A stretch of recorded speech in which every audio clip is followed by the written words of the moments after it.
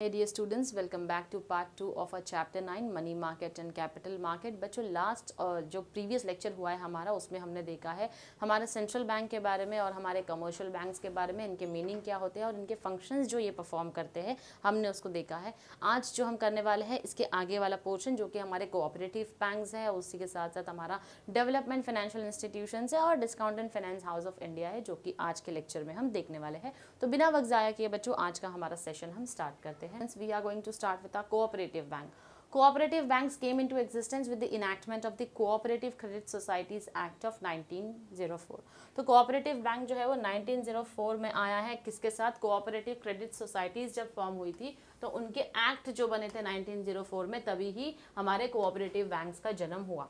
Now, cooperative banks supplement the efforts of commercial banks by meeting the credit needs of the local population. अब जैसे RBI main country के ऊपर focus करता है तो सारा संभालने का काम कमर्शियल बैंक को दिया है। अब कमर्शियल बैंक को हेल्प की ज़रूरत है तो आते हैं कोऑपरेटिव बैंक, जो कि उनके सपोर्ट में आते हैं। अब अगर लोकल लोगों की कोई क्रेडिट की नीड्स होगी तो उसको जो फुलफिल करने का काम करता है वो कोऑपरेटिव बैंक करता है। It fulfils the banking needs of small and medium income group. अब जो स्मॉल और मीडियम इनकम ग्रुप है उनकी नीड्स को फुलफिल करने का काम जो है वो हमारा कोऑपरेटिव बैंक करता है। Cooperative credit sector comprises of cooperative credit institutions. अब ये जो कोऑपरेटिव क्रेडिट सेक्टर है उसका जो सब हिस्सा है वो क्या है? कोऑपरेटिव क्रेडिट इंस्टीट्यूशन, जो कि प्राइमरी कोऑपरेटिव क्रेडिट सोसाइटी है, district central cooperative banks and state cooperative bank. तो इस तरीके से देखो ये जो एंटायर स्ट्रक्चर है कोऑपरेटिव क्रेडिट सोसाइटी स्ट्रक्चर जो है वो यहाँ पर बताया गया है। प्राइमरी लेवल पर क्या आते हैं? Primary cooperative credit. District level पर आते हैं डिस्ट्रिक्ट सेंट्रल कोऑपरेटिव क्रेडिट, और स्टेट लेवल जो कि आपका अपेक्स होता है तो स्टेट कोऑपरेटिव बैंक्स यहाँ पर आते हैं। तो इस तरीके से आपके कोऑपरेटिव बैंक जो है वो फॉर्म किए गए हैं, अलग अलग लेवल्स जो है बनाया गया है। तो बेसिकली इनके फोकस जो होते हैं वो small and medium income group के जो लोग होते हैं उनकी नीड्स को फुलफिल करने का काम जो है वो कोऑपरेटिव बैंक्स करते हैं। नेक्स्ट आता है डेवलपमेंट फाइनेंशियल इंस्टीट्यूशंस, डीएफआईज जो हम बोल रहे थे। तो बेसिकली ये वो एजेंसीज होती है जो कि medium and long term financial assistance जो है वो देती है।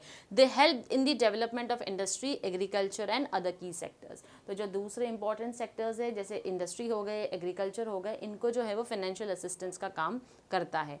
Industrial finance corporation of India IFCI जो है वो फर्स्ट डेवलपमेंट फाइनेंशियल इंस्टीट्यूशन है जो कि इस्टेब्लिश हुई है इन द ईयर 1948 में। 1948 में डीएफआई जो है वो हमारा आईएफसीआई जो है वो सबसे पहला डीएफआई है जो कि फॉर्म हुआ है। इनका काम क्या है? Provide medium and long term financial assistance. किसको देती है? इंडस्ट्रीज को देती है, एग्रीकल्चर्स को देती है। जो भी हमारे कंट्री के डेवलपमेंट के इंपॉर्टेंट की सेक्टर्स है उनको जो है वो स्मॉल से लेकर लॉन्ग टर्म, मीडियम से लेकर लॉन्ग टर्म फाइनेंशियल असिस्टेंस जो है वो डीएफआईज प्रोवाइड करते हैं। अब यहाँ पर दिया है एक एग्जांपल आपको, जहाँ पर आपको बताया है कि नाबार्ड जो है वो आपने ऑलरेडी 11th स्टैंडर्ड में पढ़ा है कि नाबार्ड जो है वो क्या है? रूरल क्रेडिट स्ट्रक्चर के लिए काम करता है, जो कि क्रेडिट देता है किसके लिए? ताकि एग्रीकल्चर का प्रमोशन ज़्यादा हो सके, small scale industries, cottage and village industries, handicraft industries. तो ये सबके लिए क्या कर सके हम? ज़्यादा से ज़्यादा इस इंडस्ट्रीज़ को भी क्या कर सके और ज़्यादा से ज़्यादा हम प्रमोट कर सके। Development financial institutions have diversified their operations with the advent of liberalization and globalization. तो DFIs ने क्या किया? अपने operations को divert किया है किसके मदद से? liberalization और globalization क्योंकि आ गया है तो licensing की ज़्यादा ज़रूरत नहीं है। globally आप कहीं पर भी operate कर सकते हो, तो दुनिया भर में काम कर सकते हो। They have set up subsidiaries to offer a wide range of new products and services. तो इन्होंने क्या किया? अपनी subsidiaries form कर दी है, जैसे कि commercial banking, consumer finance, broking, venture capital finance, infrastructural financing, e commerce. तो ये सारे काम जो है वो भी देखने का काम हमारे डीएफआईज करते हैं। Thus, development financial institutions are in the process of converting themselves into universal banks. अब इनका काम ही डेवलपमेंट करना है, तो इसीलिए ये लोग क्या कर रहे हैं? इस कोशिश में कि अपने आप को यूनिवर्सल बैंक्स जो है वो उसमें कन्वर्ट कर सके। RBI has issued guidelines for DFIs to become commercial banks. अब RBI ने गाइडलाइंस जारी कर दी और उनको बोल दिया कि आप चाहो तो कमर्शियल बैंक्स बन सकते हो। फॉर एग्जाम्पल ICICI जो कि industrial credit and investment corporation of India है, has become a universal bank by a reverse merger with its subsidiary ICICI bank. अब ये जो ICICI हमारा है वो यूनिवर्सल बैंक बन चुका है, तो रिवर्स मेजर के साथ वो ICICI बैंक का सब्सिडरी बन के क्या कर सकता है, काम कर सकता है, क्योंकि industrial credit and investment corporation of India तो कहीं ना कहीं ये क्रेडिट देने का काम जो कर रहा है। तो DFIs का काम क्या होता है, मीडियम टर्म से लॉन्ग टर्म फाइनेंशियल असिस्टेंस जो है वो कंट्री के की सेक्टर्स को प्रोवाइड करना, तो सेम काम जो है वो हमारा ICICI करता है। Now we have discount in finance house of India, जो कि हमारा मनी मार्केट का इम्पॉर्टेंट, जो कि हमारे ऑर्गेनाइज्ड सेक्टर का जो है वो लास्ट पार्ट है। DFHI क्या होता है बेसिकली, जो कि सेटअप हुआ है 1988 में, जो कि एक मनी मार्केट इंस्टीट्यूशन को बन के फॉर्म हुआ है। तो एक कमेटी थी, वागुल कमेटी, जिसके रिकमेंडेशंस के ऊपर DFHI जो है वो बनाया गया है। It is jointly owned by RBI, public sector banks and financial institutions. तो बेसिकली RBI के साथ मिलकर पब्लिक सेक्टर बैंक्स और फाइनेंशियल इंस्टीट्यूशंस ने मिलकर क्या किया है, DFHI बनाया है to impart liquidity to the money market instruments. To impart liquidity यानी कि DFHI का काम क्या है यहाँ पर, जो कि मनी मार्केट में क्या देना चाहती है, अपना लिक्विडिटी के तौर पर क्या कर रही है, मनी मार्केट इंस्ट्रूमेंट्स में क्या करती है, काम करती है। Basically it is jointly owned by RBI, public sector banks and financial institutions to impart liquidity to the money market instruments। तो मनी मार्केट इंस्ट्रूमेंट्स में और ज़्यादा क्या करती है, अपना योगदान जो है वो देती है। That is what your DFHI means. Now next that we have is unorganized sector. Unorganized money market in India comprises of indigenous bankers। तो हमने देखा था unorganized sectors में भी क्या है, we have indigenous bankers,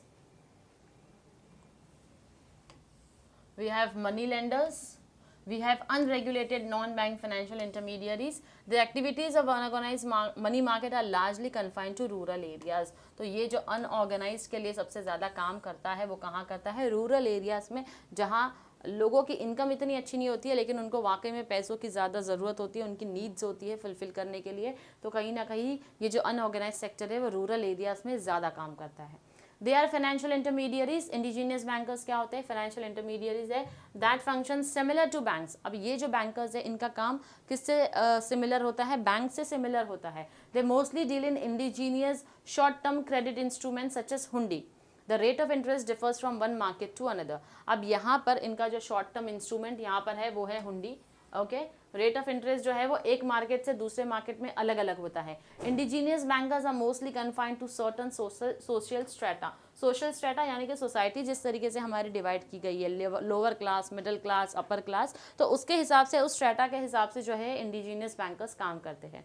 They are an important source of funds in unbanked areas and provide loans directly to agriculture, trade and industry। तो ये लोग जो है वो क्या करते हैं, ये लोन देने का काम करते हैं। ओके, बेसिकली इनके लोन का जो स्ट्रक्चर होता है वो कैसे होता है, एक अग्रीमेंट बना लेते हैं जहाँ पर they are going to give you loan against your property. जो क्या करते हैं, लोन जो है वो अगेंस्ट प्रॉपर्टी, आपके प्रॉपर्टी के अगेंस्ट जो है वो आपको क्या करते हैं, लोन देने का काम करते हैं। That is the job of this indigenous bankers.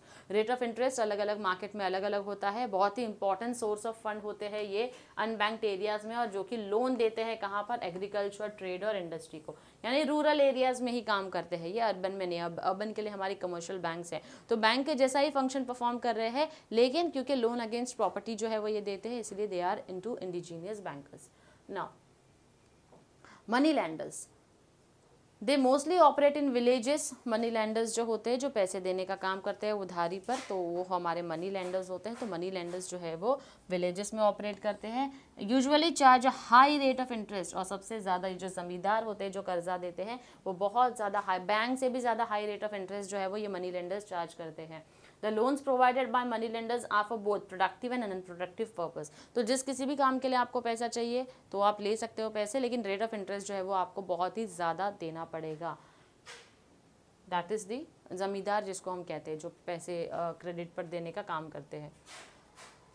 Labourers, small and marginal farmers, artisan, small traders usually borrow money from the money lenders. तो ये जो लोग होते हैं ज़्यादा से ज़्यादा क्या करते हैं, मनी लेंडर्स, जमींदार से ही पैसे जो है वो उधार लेते हैं।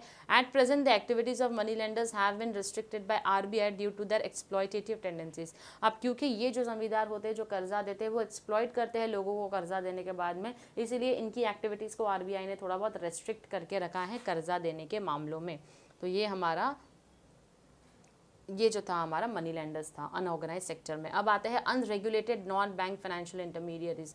ये अनरेगुलेटेड जो है ये क्या होते हैं, जहाँ पर किसी तरीके का गवर्नमेंट कंट्रोल जो है वो नहीं होता है। They include chit funds, Nidhi, loan companies etcetera. Under chit funds, member make regular contribution to the fund. Bids or draws are made on the basis of a criteria mutually agreed upon by the members. Accordingly, the collected fund is given to the chosen member. Chit funds mostly operate in Kerala and Tamil Nadu. Nidhi is also a type of mutual benefit fund thriving on the contribution of its members. Loans are provided to members at reasonable rates of interest. Loan companies are finance companies. They provide loans to traders, small-scale industries and self-employed persons. Being unregulated, they charge a high rate of interest on loans. Okay अब ये लोग कैसे काम करते हैं, chit funds या निधि scheme के हिसाब से अगर देखें, अगर हम बात करते हैं चिट फंड्स की, तो मेंबर्स क्या करते हैं, जैसे हमने देखा होगा कई बार एक बिशी सिस्टम या बिसी भी बोला जाता है, बिशी भी बोला जाता है कई जगहों पर। तो जो बिसी सिस्टम होता है यहाँ पर क्या होता है, लोग क्या करते हैं हर महीने मिलकर एक अमाउंट जो है वो देते हैं। एक दे दिया हम लोग ने अमाउंट, हर महीने हम लोग पहले तो सोचते हैं कितने की बिशी हमको बनाना है। फॉर एग्जांपल ₹1,00,000 की बिशी बनाना है अगर हमको, तो पर मंथ आपको 10,000 जो है वो पे करना पड़ेगा। तो आपने 10,000 जो है आपस में मिलकर एक दूसरे को 10,000 दे रहे हो। अब सबके जितने भी 10 मेंबर है उनके नाम की जो है वो चिट्ठी बनती है। अब वो चिट्ठी बन गई तो बैठकर उस चिट्ठी को उड़ाओ 2 से 3 बार, जैसा भी म्यूचुअली एग्री किया है आप लोगों ने। फिर उसमें से जिसका भी नाम आता है तो उसके नाम को उठाओ और वो जो 10-10 हज़ार करके मिला है तो वो ₹1,00,000 किसी को दे दो। तो जिसका नाम आया उसको वो 1,00,000, बेसिकली जो चिट सिस्टम होता है। तो चिट फंड जो है वो इस तरीके से काम करता है। फिर आपने हेरा फेरी पिक्चर देखा होगा, उसके अंदर भी किस तरीके से चिट फंड कंपनीज जो है वो काम करती है। तो एक फेक कंपनी जो है वो फॉर्म हो जाती है। लेकिन यहाँ पर ये ऐसा नहीं होगा कि कोई पैसे लेकर आपके भाग जाने वाला है, लेकिन ये अनरेगुलेटेड है तो इसके ऊपर ज़्यादा भरोसा भी नहीं किया जा सकता है, ठीक है। इसी तरीके से निधि स्कीम है जो कि म्यूचुअल फंड स्कीम है, जिसके अंदर म्यूचुअल फंड एक type of mutual fund benefit जो है वो आपको देती है, जैसे जैसे मेंबर्स कंट्रीब्यूट करते हैं उस हिसाब से।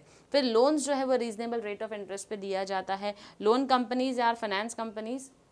लोन कंपनी कौन सी है, फाइनेंस कंपनी है जो कि लोन देने का काम करती है स्मॉल ट्रेडर्स को, स्मॉल स्केल इंडस्ट्रीज़ को, सेल्फ एम्प्लॉयड लोगों को। सेल्फ एम्प्लॉयड जो खुद से एम्प्लॉयड है, जैसे कि मैं कैसे सेल्फ एम्प्लॉयड कहलाऊंगी, जब मैंने अपने आप को काम पर रख दिया है। For example as a teacher I am teaching, तो मैं घर में ट्यूशन्स ले रही हूँ तो वो मेरा सेल्फ एम्प्लॉयमेंट हो जाता है। Then being unregulated they charge a high rate of interest on loans. अब क्योंकि ये रेगुलेटेड नहीं है गवर्नमेंट की तरफ से, इसीलिए ये लोग क्या करते हैं, बहुत ज़्यादा रेट ऑफ इंटरेस्ट जो है वो हाई रखते हैं। तो that is how this unregulated non bank financial intermediaries work. अच्छा, अब अनरेगुलेटेड में हमने देखा निधि स्कीम्स आती है, चिट फंड्स आते हैं जो कि एक म्यूचुअल फंड का टाइप है, उसी के साथ साथ लोन कंपनीज जो है वो भी आती है। तो these all are a part of your unregulated non banking financial intermediaries. अब हम देखेंगे इंपॉर्टेंट एस्पेक्ट जो कि रोल ऑफ मनी मार्केट है। अब मनी मार्केट क्या इंपॉर्टेंट रोल प्ले करता है हमारी कंट्री में। पहले तो है short term requirements of borrowers, यानी money market provides reasonable access for meeting the short term financial needs of the borrowers at realistic purposes. तो जो भी हमारे पर्पस है उसको शॉर्ट टर्म के लिए अगर हमको पैसों की ज़रूरत होती है तो इमीडिएटली हमको मनी मार्केट से अवेलेबल होकर मिल जाता है। Liquidity management, money market is a dynamic market. It facilitates better management of liquidity and money in the economy by the monetary authorities. तो जो monetary authorities है, अब हम तो सिर्फ बोलने के लिए बोल देते चलो मैंने पैसे जमा किया, बैंक ने जाके किसी को दे दिया, लेकिन उतना पूरा जो काम मैनेज करना होता है कि कब अगर इसी बीच में अगर मैंने आपका पैसा उठाकर किसी को 5 साल के लोन के लिए दिया तो ऐसा थोड़ी कि आपको मैं बोलूँगी आप 5 साल के बाद आना अपना पैसा लेने के लिए। आपका पैसा जो है वो आप जब चाहोगे मुझे आपको देना ही पड़ेगा। यही बैंकिंग का डेफिनेशन हमको बोलता है, right. Withdrawable on demand, right. चाहे डिमांड ड्राफ्ट से लो, चेक से लो, या फिर और अदरवाइज किसी भी तरीके से पैसा निकालना चाहे अगर आपका कस्टमर, तो वो पैसे जो है वो विड्रॉ कर सकता है। तो यहाँ पर क्या बोला जा रहा है लिक्विडिटी मैनेजमेंट में, अब 5 साल के लिए मैं आपको नहीं बोलूँगी कि आप पैसे नहीं लोगे, तो मुझे कहीं ना कहीं से पैसों को मैनेज करके अरेंज करके आपको देना है। जैसे कि किसी और ने डिपॉजिट किया है तो उसका पैसा मैंने आपको दे दिया, किसी और ने डिपॉजिट किया है, तो इन सारी चीज़ों को हमको क्या करना है, रिकॉर्ड को मेंटेन करके मैनेज करना होता है। That is how liquidity management works. This in turn leads to economic stability and development of the country, और इससे इकोनॉमी में स्टेबिलिटी बनी रहती है। इसका पैसा लिया उसको दिया, उसका पैसा लिया इसको रिटर्न किया, इसका पैसा लिया उसको रिटर्न किया, तो इस तरीके से इकोनॉमी में पैसा जो है वो क्या कर रहा है, सर्कुलेट होते जा रहा है। Portfolio management. Money market deals with different types of financial instruments that are designed to suit the risk and return preferences of the investors. तो मनी मार्केट जो है वो इस तरीके से काम करता है जहाँ पर फाइनेंशियल इंस्ट्रूमेंट्स को ऐसे डिज़ाइन किया गया है जो कि इन्वेस्टर्स के रिस्क और रिटर्न प्रेफरेंसेस को ध्यान में रखता है. This enables the investors to hold a portfolio of different financial assets, which in turn helps in minimizing risk and maximizing returns. जहाँ पर हम क्या करते हैं, इन्वेस्टर्स का पैसा जब लेते हैं तो फाइनेंशियल असेट्स जहाँ पर उसने पैसे इन्वेस्ट किया है तो इससे रिस्क जो है वो कम होता है, रिटर्न्स जो है वो मैक्सिमम होने के चांसेस होते हैं. Equilibrating mechanism. Through rational allocation of resources and mobilization of savings into investment channels, money market helps to establish equilibrium between the demand for and supply of short term funds. तो equilibrium का मतलब हमने समझा है, इसका मतलब होता है बैलेंस बनाना. तो कहीं ना कहीं जब आप ये पैसे इतने सर्कुलेट करते हो तो जब भी डिमांड और सप्लाई होता है शॉर्ट टर्म फंड्स का तो आपको क्या करना है, अवेलेबल करके देना होता है. Financial requirements of the government. अब गवर्नमेंट की फाइनेंशियल रिक्वायरमेंट में मनी मार्केट क्या रोल प्ले करता है. Money market helps the government to fulfil its short term financial requirements on the basis of treasury bills. तो मनी मार्केट जो है वो गवर्नमेंट की अगर कोई शॉर्ट टर्म फाइनेंशियल रिक्वायरमेंट है तो उसको भी फुलफिल करने में मनी मार्केट में जो ट्रेजरी बिल्स के बेसिस पर बेसिकली क्या किया जाता है, हेल्पफुल होता है गवर्नमेंट को. Implementation of monetary policy. Monetary policy is implemented by the central bank. अब मॉनेटरी पॉलिसी हमारे कंट्री में कौन फ्रेम करते हैं, central bank, that is our RBI. It aims at managing the quantity of money in order to meet the requirements of different sectors of the economy. यानी कि पैसों को जो क्वांटिटी है, जितना अमाउंट में हमारे पास पैसा है उसको मैनेज करने के लिए अलग अलग सेक्टर्स ऑफ द इकोनॉमी में हम क्या करते हैं, पैसों को बांट देते हैं जिससे कि हमारी इकोनॉमिक ग्रोथ की जो स्पीड है और ज़्यादा बढ़ती जाए. A well-developed money market ensures successful implementation of the monetary policy. तो एक मनी मार्केट बहुत अच्छा काम तब कर सकता है जब उसने बहुत ही अच्छे से अपनी मॉनेटरी पॉलिसी को फॉलो किया है और इम्प्लीमेंट भी किया है. It guides the central bank in developing an appropriate interest policy. और सेंट्रल बैंक की क्या मदद करता है, एक सही इंटरेस्ट पॉलिसी को फ्रेम करने में. Economizes the use of cash. Money market deals with various financial instruments and that are close substitutes of money and not actual money. Thus, it economizes the use of cash. तो money market क्या करता है, यहाँ पर अलग अलग financial instrument से deal करता है जो कि मनी का क्लोज सब्सटीट्यूट है. पैसा नहीं है तो उसके बदले जो है वो यूज़ हो सकता है, राइट. तो यहाँ पर क्लोज सब्सटीट्यूट है, इसलिए पैसों का सही यूज़ जो है वो नेशन में सर्कुलेट करने के टाइम पर होता है. Growth of commerce, industry and trade. Money market जो है वो फैसिलिटेट करता है क्या, discounting bills of exchange to local and international traders who are in urgent need of short term funds. तो शॉर्ट टर्म फंड्स अगर किसी को चाहिए तो वहाँ पर क्या होता है, डिस्काउंटिंग बिल्स ऑफ एक्सचेंज जो है वो डिस्काउंट करके मनी मार्केट में क्या होता है, लोकल या इंटरनेशनल ट्रेडर्स है जो डील कर रहे हैं तो शॉर्ट टर्म फंड्स की अवेलेबिलिटी के लिए उनको बिल्स ऑफ एक्सचेंज में डिस्काउंट दे देते हैं. It also provides working capital for agriculture and small scale industries. और इसी के साथ साथ एग्रीकल्चर और स्मॉल स्केल इंडस्ट्रीज को क्या करता है, शॉर्ट टर्म फंड्स जो है वो भी प्रोवाइड करने का काम हमारा मनी मार्केट जो है वो करता है. Next is problem of Indian money market. अब हमने रोल तो देख लिया कि क्या प्ले करता है मनी मार्केट. अब प्रॉब्लम्स क्या फेस करते हैं मनी मार्केट हमारी कंट्री में. Now compared to advanced countries, Indian money market is less developed in terms of volume and liquidity. अगर हम देखें तो दूसरी एडवांस कंट्रीज के कंपैरिजन में इंडिया जो है वो कम डेवलप है in terms of volume and liquidity. Money market का वॉल्यूम एंड लिक्विडिटी जो है वो क्या है, हमारी कंट्री में कम है. Following points explain the problems of Indian money market. अब क्या मनी मार्केट प्रॉब्लम फेस करता है, dual structure of money market. Presence of both organized and unorganized sector in the money market leads to disintegration, lack of transparency and increased volatility.